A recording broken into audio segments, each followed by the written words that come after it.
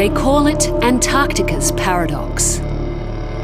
As the coldest continent in the world warms up, its surrounding sea ice zone is expanding instead of shrinking. It's given rise to the idea that Antarctica is immune to global warming. Some even say it's foolish to research climate change in this icy behemoth. But appearances can be deceiving, and to treat Antarctica with disregard may well be the most foolish move of them all.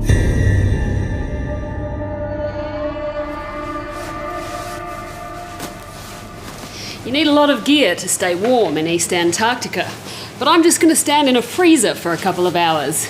It's the closest I'll get to a place called Law Dome, a place where you can travel far back in time.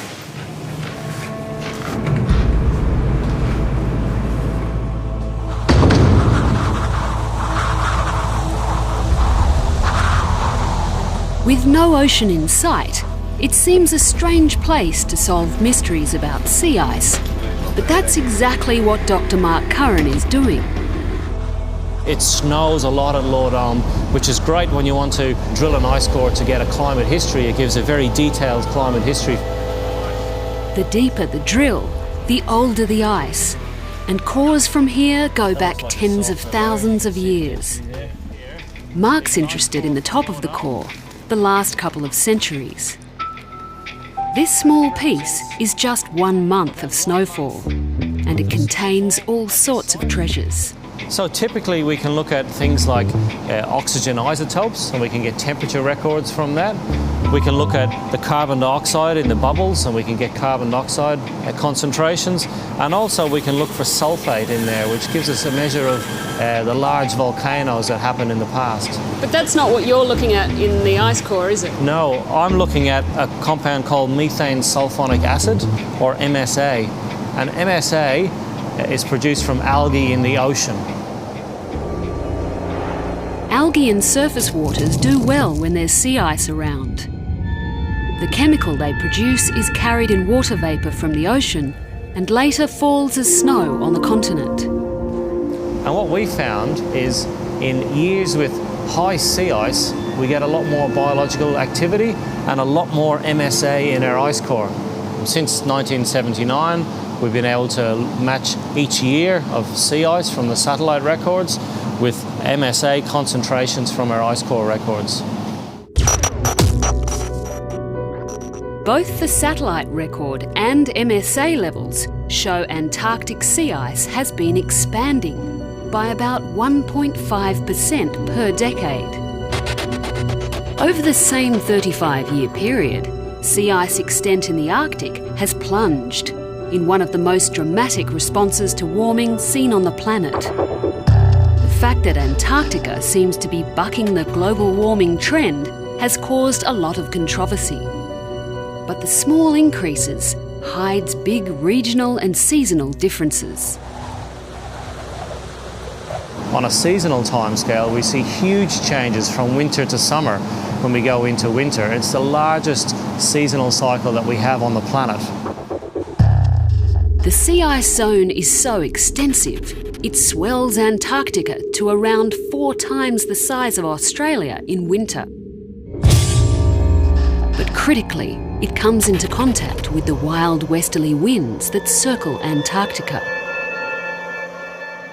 At Melbourne University, Professor Ian Simmons has been keeping a close eye on those winds.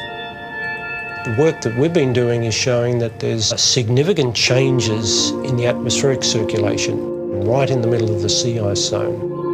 The westerlies are getting stronger and the storm tracks are moving much further south. As the winds strengthen and tighten their grip on Antarctica, they are pushing more ice northward. In the southern hemisphere is a so-called Ekman drift, which actually pushes the ice to the left of the wind. As the sea ice moves north, the gaps left behind freeze over. It's really an ice factory, as they say. The winds are stronger than at any time in the last 1,000 years. and the reason can be partly traced back to climate change. The westerlies exist because of the strong contrast in temperatures between the tropics and the poles. This contrast is increasing as the tropics warm faster. Adding to the effect is the huge ozone hole cooling the stratosphere above Antarctica. Although temperatures are on the rise, for the moment the wind influence is winning. That's how sea ice has changed over the last 35 years. It's expanded slightly due to increasing winds around Antarctica. But that's not the whole story. Mark's analysis of MSA in the ice cores has produced a record of sea ice extent that goes back nearly 2 centuries. What we see is that the record of satellite sea ice extent and the record of MSA from the ice core match perfectly. And what that does is it gives us confidence, looking back through the past, that the record of MSA... The graph shows no clear sea ice trend until around 1950. And what we see there from 1950 to 1995, we see a decline. That's quite a big decline. Yeah, it's a 20% decline in sea ice averaged over that time period. Right, so we've had a 20% decline and a 5% or so increase. Yes. So really that suggests an overall decline in sea ice. So it does, and the recent data shows that since 1979 Antarctic sea ice has increased, but not to the extent of the decline that we see since the 1950s. That's quite incredible. It's quite astonishing how different the view can be when you take a step back and look at the big picture.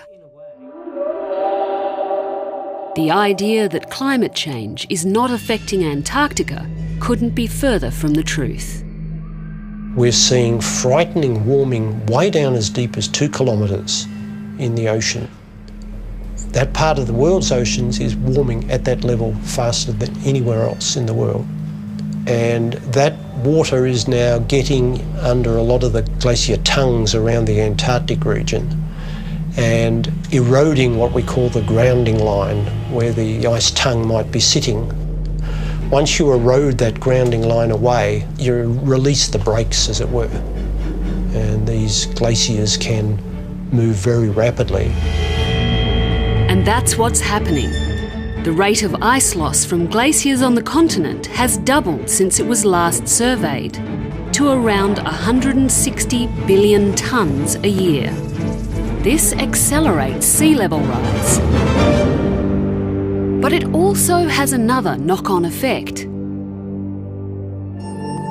The meltwater from glaciers leaves a cold freshwater layer on top of the surrounding seawater, which, like the changing winds, favours the formation of sea ice.